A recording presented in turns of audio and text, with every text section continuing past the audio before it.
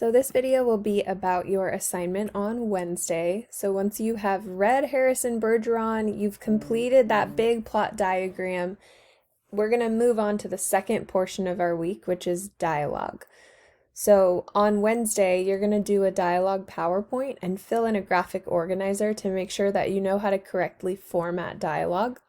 Once you've read Harrison Bergeron, you'll realize that there is a lot of dialogue throughout that short story, which is exactly why we're using it as our mentor text.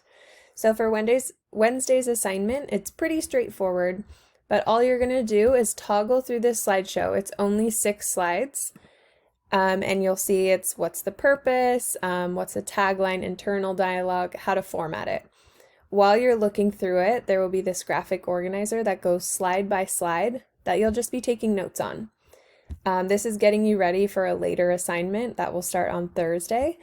But again, you'll just go through the PowerPoint, fill in the graphic organizer, and submit when you're done. And that is all you have to do for this one.